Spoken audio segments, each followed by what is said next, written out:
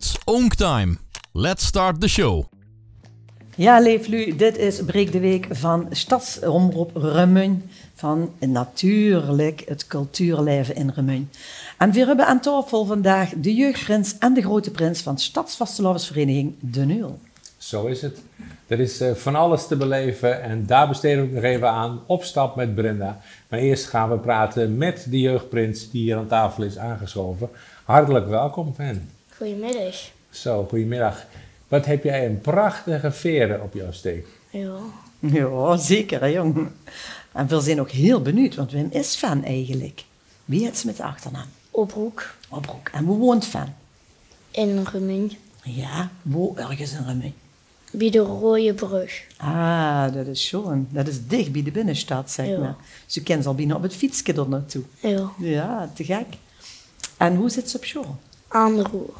Oké. En dan hebben ze 2 adjudanten bij zich. Ja, wat zijn die van dich? Floor is een goede vriend van mij en Jurre ook. Ah, goed zo. Zitten ze ook bij dich in de klas? Jurre wel, Floor niet. Oké. En wat voor hobby's hebben ze boete vastelovensvieren? Draaien en muziek maken. En draaien? Geef ze dan draaien? Of Nee, pleitjes? Pleitjes. Pleitjes draaien, ja. Is ze dat al lang? Jo. Ja. Wow. Ja, leuk. En van wem hebben ze dat, die talenten? Mijn pap. Ja, dat deed het ook? Jo. Ah, kijk. En wem zijn die papa en mam? Mijn pap is Nick en mijn mam Janou. Ja. Oh, goed. En wie is de rest van het gezin? Hoe hebben ze nog broertjes, Ik heb zusjes? een zus en een kat en een hond. Kijk. En wie heette de kat en de hond? De kat heet Pinky en de hond Perry. Ah, moest ze hem ook veel uitlaten? Ja. Ja, oké. En hebben ze er wel tijd voor nu, als ze jeugdprins bent? Jawel. Ja? Dat maakt ze tijd voor? Ja. Ah, goed zo. Goed zo. En voor zijn natuurlijk een aantal attributen waar ze voor op het tafel hebben liggen. Ja. Kunt ze daar even vertellen? Dit is mijn scepter Ja. en dit is de 8 van het jubileumjaar van de Nul. En daar staan activiteiten op waar ik tijdens de vastelovens heen kan. Het Gaiusfeest is van 12 tot 18 jaar. Het En- Gaiusfeest? Ja. Oké, leuk, ja. En de Kinyo Musical. Ja, die- goed zo. Dat is wel handig, hè? Zo'n spiekbriefje bij de hand. Ja, Ja. wel, maar dat Ja. is een mooi spiekbriefje, Ja, dat wil ik zou ook zeggen, wel. kijk eens op een website, maar Ja, de zo, prins hè. heeft alle informatie bij de hand. Ja, chic. Dus even wat anders, hè? Je bent nu prins, ziet er prachtig uit. Is het nou iets waar je van gedroomd hebt? Dat je zegt, nou, als ik later iets groter ben, dan wil ik prins worden? Of dacht je, nou ja, Was dat altijd in de wens aan? om te Ja, worden? sinds dat ik eindprins was. Oké, want hem kost ze goed. Ja, dat is mijn neefje. Mijn neef. Ah, en dat hebben ze dan dichtbij metgemaakt en gezien. En Ja. toen dacht ze, ooit werd het mijn tijd. Ja. Dan heb ik de scepter in de hand. en is Zo. je neef ook bij de uitroeping geweest? Ja, Dat is toch ook wel leuk, hè? heeft de proclamatie voorgelezen. Oh, oké. Goed zo. Wie was die uitroepen? Vertel. Ja, eerst hadden we weer een filmpje Ja. en veer stonden achter een doek. En dat doek ging toen omhoog en toen was het knallen. Ja. En hun hadden nog een masker op. Oké. En dat filmpje, dat heb je van tevoren samen opgenomen? Ja. Ja? Mijn pap en Jurre's vader en Floor zijn moeder waren helemaal gesminkt tot Aje Minse. Ja. En toen gingen we weer zeg maar 8 keer 11 truc in de tijd. Zo. Wat gaaf, zeg. Ja. En wie vond Floor, wie vindt ze het allemaal om het met te mogen maken? Ja, geweldig. Ja? Wat vindt ze zo schoon dan? Ja, dat stond veel allemaal op het podium. Iedereen keek naar dich. En ja, 8 keer 11 jubileum, joh, vind ik schoon. Ja, helemaal super, hè? Ja. Ja. En wie is Floor in het dagelijks leven? Ja, ja, Wie het ze? Floor. Met de achternaam. Oh, Evers. Evers, ja. En hoe woont ze? Hoe zit ze op school? Wat zijn die hobby's? Ja, ook bij de Rode Brug. Ja. Mijn school is ook aan de Roer. Ja. En ik zit in groep 8. En mijn hobby's zijn paardrijden en handbal. Oh, schoon. Dus een sportieve adjudant. Ja. Ja, toch? Ja, schoon. En wie was het wie dat dich kwam vragen om adjudant te zijn? Of wie gij dat? Kwam hij dich vragen of deed iemand anders dat vragen? Nou, het was op een zomerdag. Ja. We gingen zwemmen. En hij had allemaal hints, een ul, een knuffelke en chocola. En wacht je daar samen bij? Of doe alleen? Nee, ja, de papa's en mama's en Oké, broers. ja, oké. Ja. En ja, we snapten dat allemaal niet. We dachten, oh leuk, want ik had de poes verzorgd. En toen had hij een brief, Ja. had hij voorgelezen. Toen zei hij, was toen mijn adjudant worden. Toen zei ik, ja, meteen ja. Ja. En waarom Ja. zei je meteen ja? Ja, ik had er nog met mama dinsdag een keer in de auto over, dat ik heel graag adjudant wou worden. Ah, En kijk. ja, ik vind het zo. Want ook toen hebben ze het al eens van dichtbij metgemaakt. Of hebben ze het gezien? Of had Ja, ze een idee? ik heb het gezien, want mijn eieren zijn echt vastlopend beesten. Ah, kijk. Ja. Ja, en ja. Schoon. En dan gaan we naar de overkant, naar Jurre. Ook toe bent adjudant. Ja. Wauw. En wim is Jurre? Ik ben Jurre Beurskens. Ja. Ik hou van voetbal. Kijk. Van, ja, eigenlijk en van gamen. En gewoon met vrienden spelen. Ja. En voor dich was het ook meteen dat gewoon verdoen? Ja. Ja? Ja, eerst over nadenken. Maar daarna, ja, toen dacht ik, Wat doet een adjudant eigenlijk? ja, die Staat er een beetje bij, maar het staat Ja, wel... die pakt ook de scepter of de steek. En die helpen ook eigenlijk. is Was hem heel allemaal belangrijk, steunen, hè? Ja. Ja, zo. Ja, en ook voor dich, wie was het? Was ze zenuwachtig? Weet je ooit geroepen werd het? Ja, Ja? Dan gaat dat toch wel gaat door het lief, denk ik. Ja. Ja, op het laatst. En je stinkt met een masker achter een doek, begreep ik.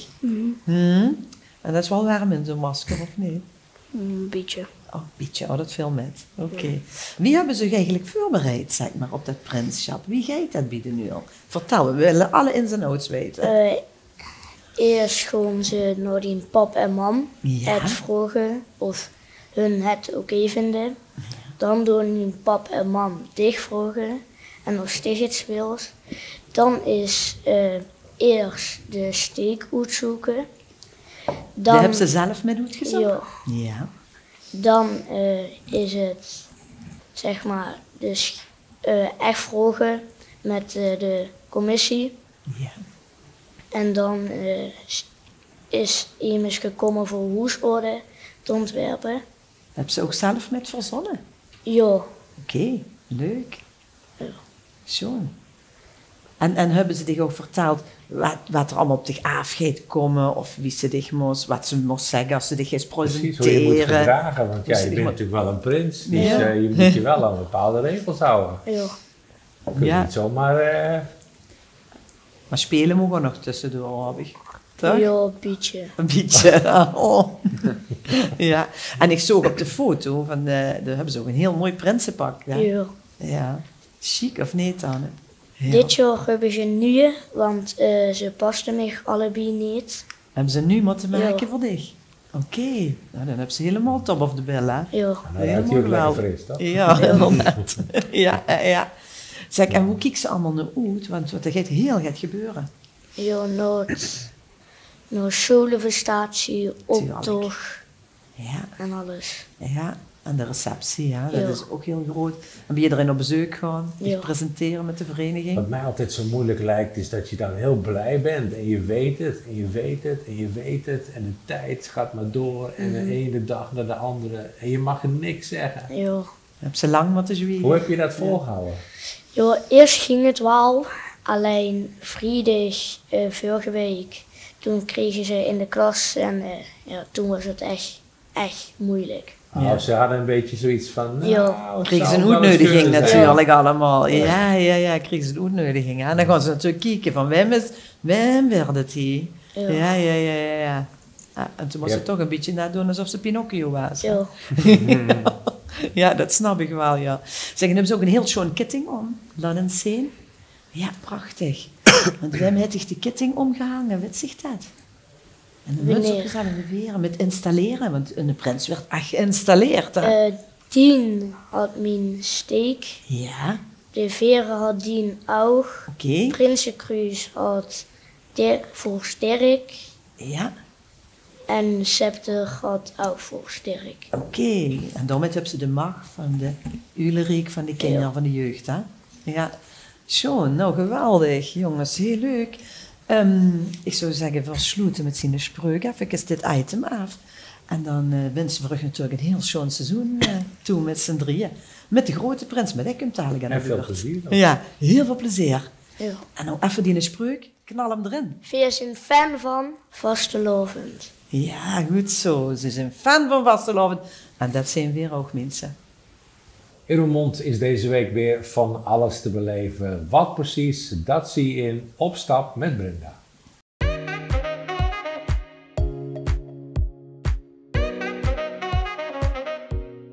Lieve mensen en vooral de vaste kijkers, jullie weten natuurlijk, zodra jullie mij zien, is het weer tijd om erop uit te gaan. En gelukkig is er altijd wel weer iets bijzonders te beleven in onze geweldige omgeving. En als je nou niet van de kou houdt, is het prettig om te weten dat bij de meeste culturele evenementen en uitjes dat je een dak boven je hoofd hebt. En dat is nu ook het geval bij de meeste uittips die ik deze week voor jou heb verzameld. De muziek gaat natuurlijk weer alle kanten op. Het ene moment kun je de oude tijden herleven en een andere avond kun je zelfs dansen zodat je groen ziet. Daarnaast heeft Roermond een museum erbij.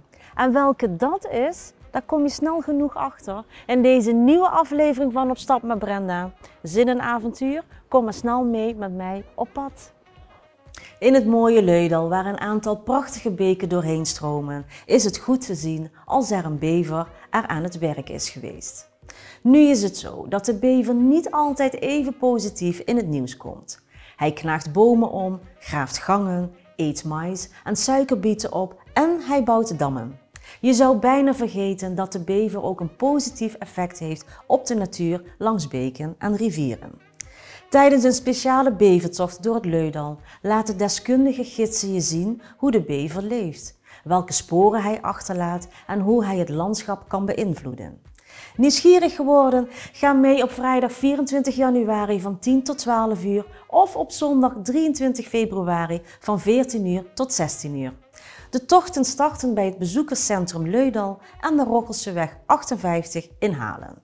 Deelname kost €3,50 per persoon. Kinderen tot 12 jaar mogen voor €1 per kind mee. Graag vooraf aanmelden via telefoon 0475 497010 of via de mail ghl.baliteam@gmail.com.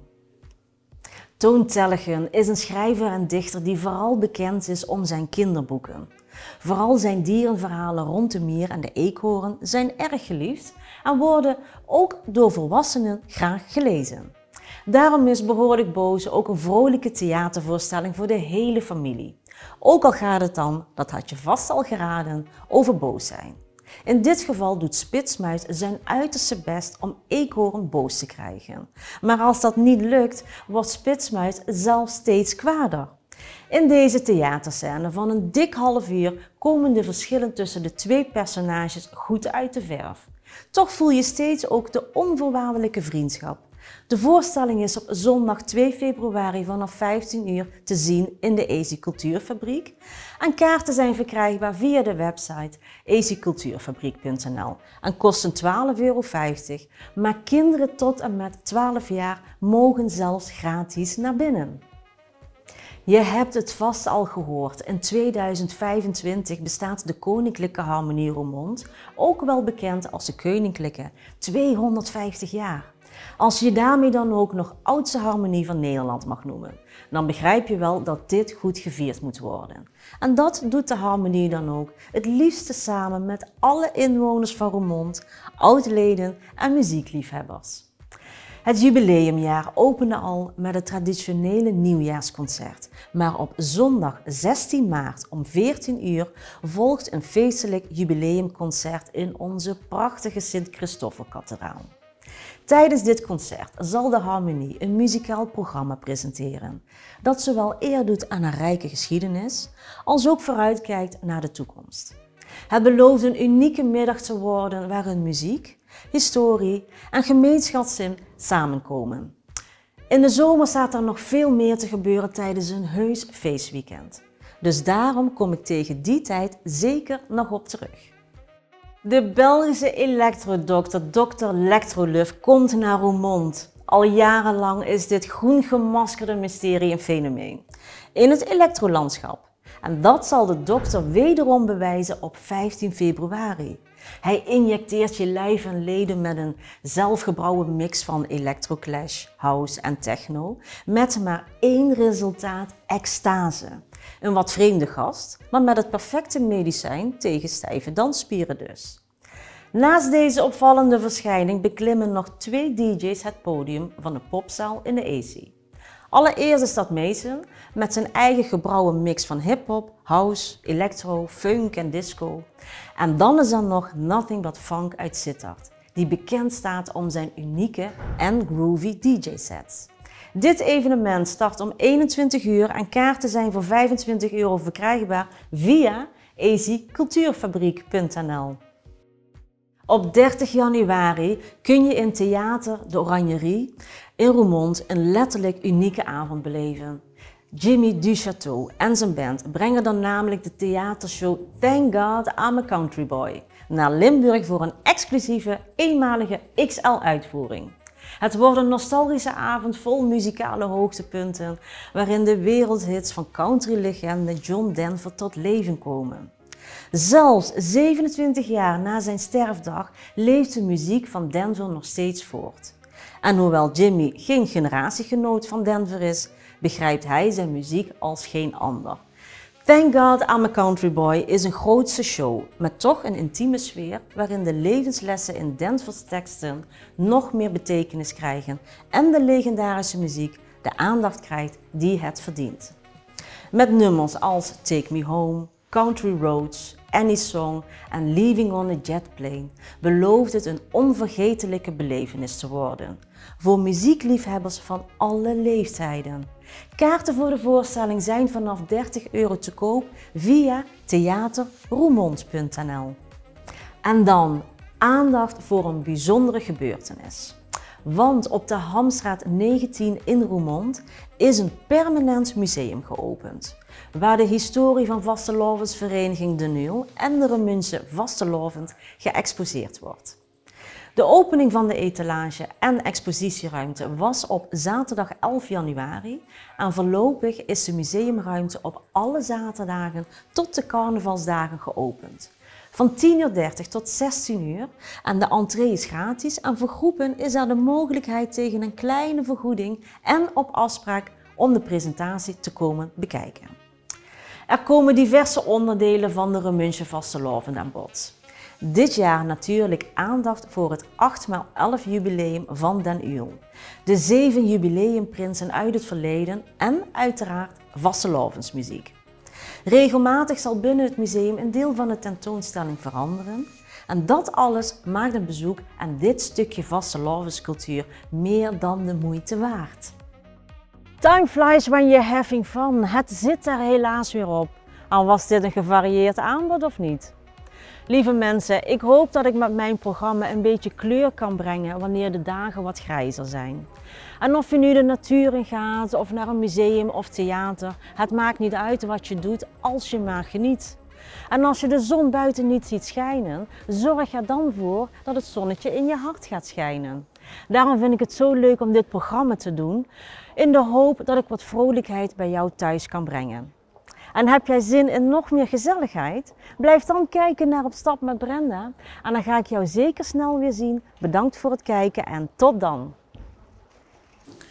Ja, en ook hem hebben we natuurlijk hier uitgenodigd aan tafel van Stadsvastelovensvereniging De Nul, Prins Joost den Eersten. Welkom. Dankjewel, leuk dat we hier mogen zijn. Jazeker, van harte welkom. Ja, kerstvers uitgeroepen in een bomvolle oranjerie. Ja. Wie was het? Ja, fantastisch. Ja, de lef zo mooi er naartoe. En dan uiteindelijk, wat je net ook al met Fan had besproken, toen moest heel lang stil blijven, zwiegen en uiteindelijk mogen ze dan te goed komen. Dat is fantastisch. Ja. Was het een verrassing wie ze gevraagd werden? Of vulden ze maar een beetje aankomen? Nou ja, nee, wel een verrassing, omdat het eigenlijk natuurlijk een speciaal seizoen is voor de vereniging, omdat het jubileumseizoen is. Je naam was alles genoemd, hè? Ja. En de verrassing was, toen ik gevraagd werd, was de vriendin hoogzwanger. En dat speelde natuurlijk ook wel een beetje. Ja, natuurlijk. Dan was het toch even een conclave. Gaan we dit doen of gaan we dit niet doen? Want in de krant stond een heel mooi verhaal met een prachtige kop. Dat jij iets in haar oor fluisterde. En toen dacht ik maar één ding. Hoe is die nacht afgelopen? Nou, dat is zo gegaan dat uiteindelijk ik alles een beetje op een rieken moest zetten. En toen dacht ik gewoon een stuk hardlopen om alles even een plekje te geven. Oké. En toen kwam het antwoord wat je graag wilde horen. Ja, de vriendin was al heel snel heel duidelijk. Van, moest ze doen. De vriendin komt ook goed de vereniging, dus daar was geen discussie over mogelijk. Oh, wat fijn. Ja. Maar nu willen we natuurlijk wel weten, wem is Prins Joost de Eerste? Ja, ik ben 36 jaar. Ja. Ik ben samen met Dimfy. Sinds 15 weken nu vader en moeder van Feline. En ik ben werkzaam als fysiotherapeut. Kijk, ja. En bij je uitroepen lag je ook op een soort bed. Had dat daarmee te maken? Of? Nee, dat was gewoon, er werd een act verzonnen. En, door een commissie? Door een commissie, een aparte commissie. Ja. En het thema was Frankenstein in dit geval. Ja, dus ik moest tot leven gewekt worden en vandaar dat ik op de toffel lag. Ja, geweldig. Ja. Die adjudanten, wem zijn dat? Ja, dat is die nevenmiddels Martijn. Ja. En dan hebben we Lars nog en Roel. En wat zijn die van die? Ik heb geprobeerd om te kijken, ik wil alles wat me bij het hart ligt, wilde ik metnemen in deze vastelovend. Lars is de eerste vriend tegen Hub. Daar heb ik altijd bij het hockeyteam gezeten. Roel is mijn schoonbroer, dus ik heb ook een stukje familie metgenomen. En Martijn is ook een vriend hoe veel met naar voetbalreizen gaan. Heerlijk, ja. Dat is het hele gezelschap compleet, zeg maar. Ja. En wie bevalt het tot nu toe? Ja, het bevalt goed. Het is natuurlijk wisten we van tevoren een druk seizoen is het al en wordt het natuurlijk nog. Ja. Maar het is wel fantastisch om nu al allemaal met te maken. En, van zo het hopen natuurlijk, lange voorbereidingstijd gehad tot het moment eindelijk door was. En dat is wel een onvergetelijke ervaring als we door met z'n allen, dus met z'n veren wat we door metmaakten. En dat is nog steeds wel eens een ding van, dat was met het avondje wel, zeg maar. Ook daarna natuurlijk. Dat geloof ik. Een goed feest gevierd natuurlijk. Dat blijft ik bij die ganse leven. Verandert jullie relatie nou ook? Dat de een prins is en de andere adjudant? Of zeg je nee, dat maakt helemaal niet uit? Nou, kijk, we zijn vrienden. Dus je blijft elkaar behandelen als vrienden natuurlijk. Maar er is natuurlijk ook wel een beetje een bepaalde manier hoe je met een prins omgaat. En dat hoort erbij. De vraag is, hoe ver ga je daarin mee? Ja, precies, maar dat op een gezonde manier. Dat vind ik zelf wel ook het mooie aan de vereniging, hoe de nieuwe, die daar eigenlijk mee omgaat, zeg maar. En het is gewoon, de prins moet er altijd goed op staan. Dat is belangrijk. En dat is ook met z'n drieën. En ik weet hoe het, mensen die dat wel eens gezegd hebben, dat ze ook een draagfunctie hebben. Want dat is nog wel een zware scepter wat je hier in de hand hebt, of niet? Dat is relatief zwaar. Ook vanwege het jubileum, of in elk geval elke 11 jaar wisselt. Er zijn er 2 in omloop bij de nieuw. Dus het is wel interessant, want dat weet niet iedereen. Nee, dus er zijn er 2 en die zijn allebei al heel aardig. Die wisselt om de 11 jaar, dus ik ben weer de eerste die deze mocht dragen. Ja. En dat is inderdaad... Deze is redelijk zwaar. Leunt vaak op de arm, of dat werd dan aan een adjudant door. Ja, in principe heb ik hem het meeste vast natuurlijk, maar af en toe als ik het moet doen, dan mocht ze relaxen. Moet ik hem heel even afgeven. Ja, zo. Het ziet er mooi uit. Ja, prachtig, ja. Dan hebben ze nog het heel schoon civuur op het tafel liggen. Ja, vanwege het jubileumseizoen 8x11 dat de vereniging heeft, is er een gooie 8 gemaakt. En er zijn heel veel extra evenementen bij de nul dit jaar vanwege het jubileum.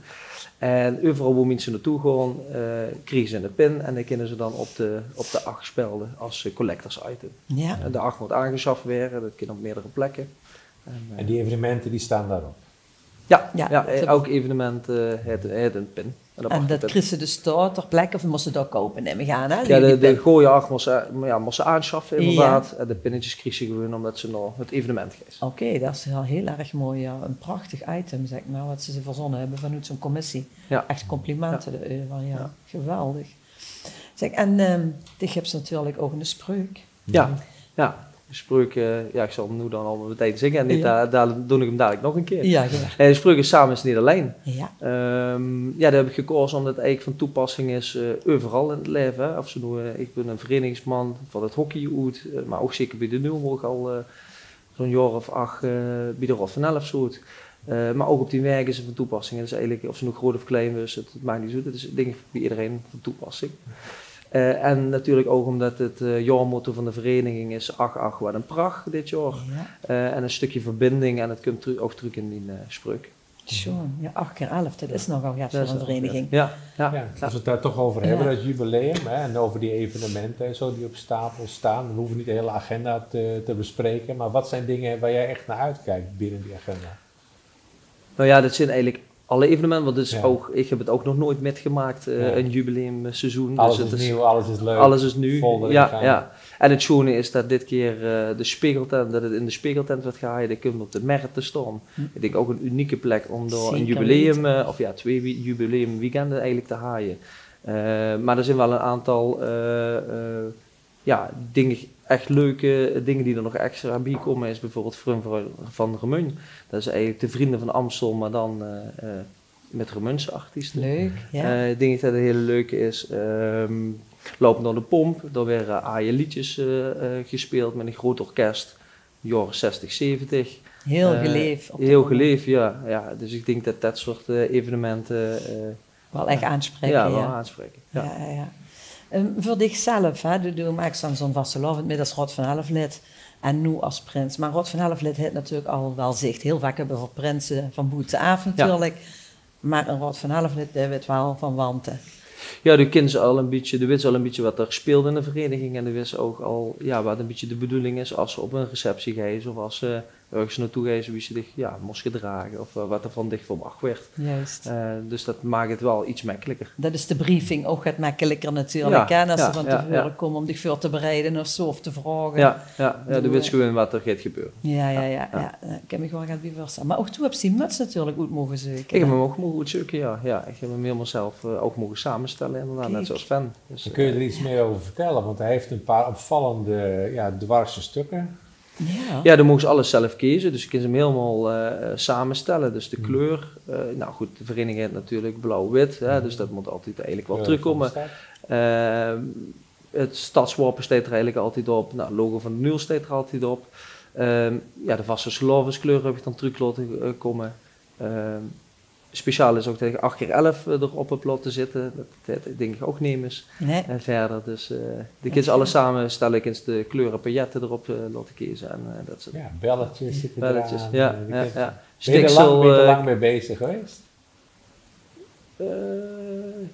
Of geef ze nou eenmaal toe? Of dat is dan, dat is een Pruses dan, wordt weer gemaakt met de hand allemaal.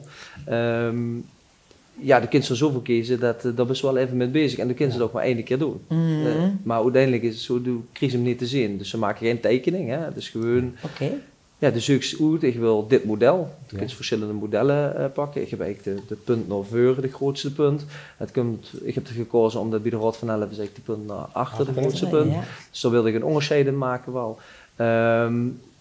En dan zoek je gewoon ik wil dit vak blauw en dit vak...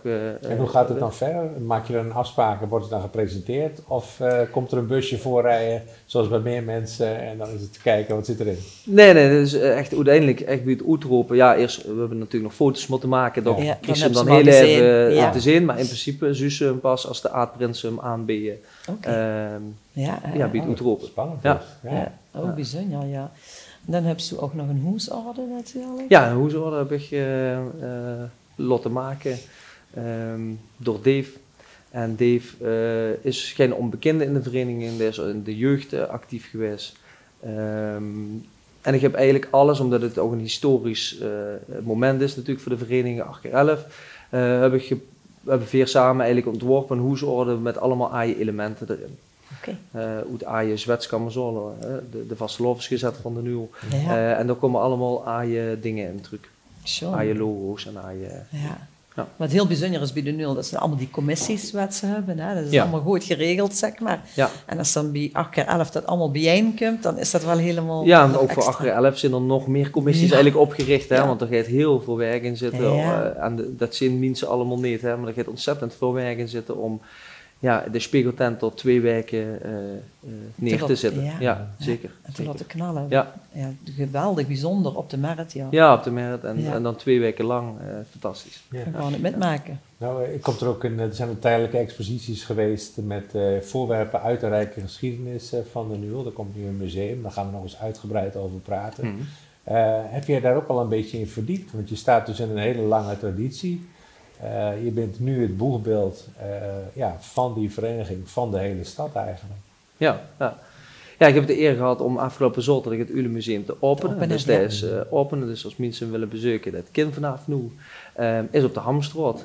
Ik denk ook een hele mooie plek. Het is ook prachtig verbouwd. Dus, en daar ligt de echte historie van de vereniging inderdaad. Maar je hebt er rondgelopen, wat deed je? Wat zag je daar? Ja, hij doet het natuurlijk ieder jaar, hè? Ja, maar het Ulemuseum niet zozeer. En ook, ja, toch omdat ze nu Stadsprinsbus kijken ze er ook wel met een andere manier naartoe. Want het is dus ook de voorwerpen van aardprinsen of aardadjudanten of andere evenementen die in het verleden zijn geweest, waar ik ook niet zo heel veel van wist. Dus dat heel, heel schoon om te zien. Ik wist van tevoren ook niet. Ik denk, ja, 8x11, nou, er zullen ook wel 88 prinsen zijn. Ik ben de 80ste stadsprins. Dus ja, dat soort zijn wel historische feitjes die wel leuk zijn om te weten. Ja, absoluut. Nou, Sean, om een beetje een inside information Ja, hier aan ja, tafel ja. te krijgen, want we vinden dat altijd wel interessant. Ja. De Limburgse cultuur moeten verhoog gaan met z'n allen. Ja, en dat is misschien nog goed om te vermelden, dat er ook vanwege het jubileum ook nog een revue is. Ja. Dat is een soort bonteavond. Dat is in de Oranjerie. Nou, er zijn nog kaarten beschikbaar, dus als mensen daar interesse in hebben, kijk nou op de website van de Nul, daar zijn de kaarten te kopen. Super. Okay. Nou, dan gaan we ook 10 items sluiten met dienenspreuk. Ik zou zeggen, laat hem gaan. Samen is niet alleen.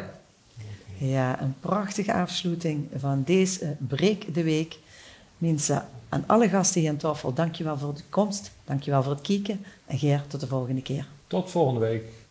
Deze uitzending wordt mede mogelijk gemaakt door Brasserie en Adventure Golf Het Pakhuis.